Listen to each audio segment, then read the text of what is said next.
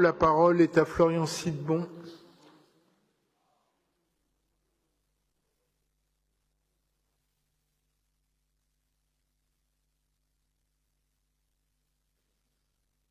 Monsieur le maire, mes chers collègues, alors bien souvent les Parisiennes et les Parisiens ne comprennent pas ce qui relève d'une mairie d'arrondissement et ce qui relève de la mairie centrale.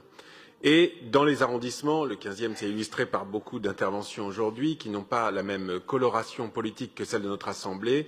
Cela aboutissait parfois, il faut le dire, à une confusion pour les citoyennes et les citoyens et parfois seulement bien sûr, à certains jeux de dupes. Alors ce pacte de proximité donne aux maires d'arrondissement de nouveaux outils et une nouvelle responsabilité qu'il leur faudra assumer. Alors n'ayez pas le trac et plutôt que de dire que vous n'en avez pas assez, tentez de comprendre que c'est une nouvelle philosophie de la mise en œuvre de l'action de la ville qui se met en place. Ce pacte parisien de la proximité, c'est la concrétisation du Big Bang de la proximité. C'est un coup d'accélérateur pour améliorer la ville du quart d'heure. Faire de l'arrondissement l'échelle de référence de la politique municipale, c'est promouvoir un pilotage plus agile et plus efficace de l'action publique et permettre aux maires d'arrondissement d'adapter les politiques publiques aux particularités et aux besoins locaux. Une feuille de route d'arrondissement fixe les priorités en s'appuyant sur un diagnostic. Feuille de route qui fera l'objet d'un suivi à minima annuel entre chaque maire d'arrondissement et la direction concernée afin d'adapter le plan d'action de l'année suivante, le cas échéant. L'amélioration du quotidien de nos concitoyennes et concitoyens est un principe qui, bien sûr, nous guide, et cette réforme tend à la rendre plus concrète et à agir au plus proche du réel, car, comme le disait Jaurès, il faut comprendre le réel pour aller à l'idéal. Alors, ce pacte se traduit, ne vous en déplaise, par des choses très concrètes. En matière de propreté, elle sera aux mains des maires d'arrondissement, ce qui permettra davantage de réactivité et d'efficacité dans les interventions.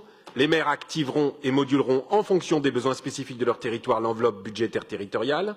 Des référents propreté seront désignés par quartier et des moyens supplémentaires seront alloués. Des outils d'information et de communication territorialisés sont mis à disposition des mairies via des cartes par quartier permettant de visualiser, par exemple, notamment les signalements dans ma rue.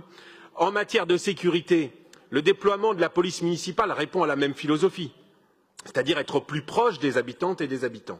Les maires disposent d'un interlocuteur unique avec des effectifs renforcés, dédiés à son arrondissement, permettant d'assurer une présence de sécurité de proximité.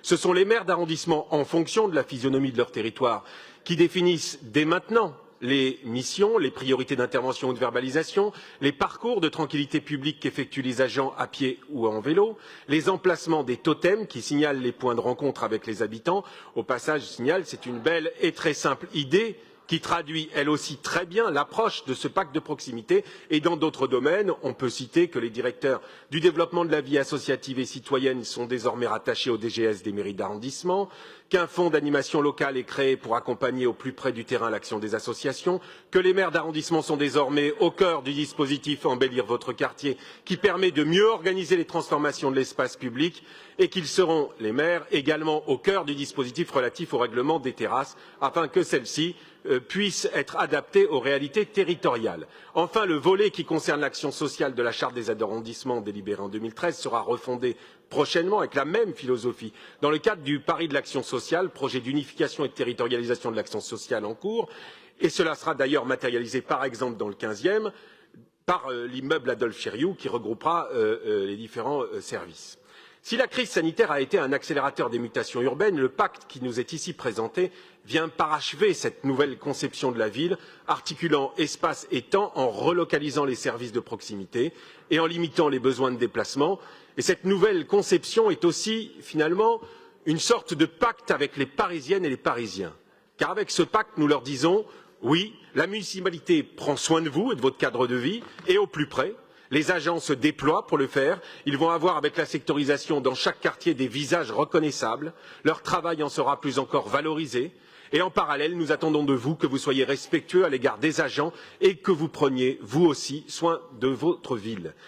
Nous sommes persuadés que la plus grande clarté, la plus grande efficacité de cette organisation sauront les en convaincre et nous serons fermes à l'égard des incivilités.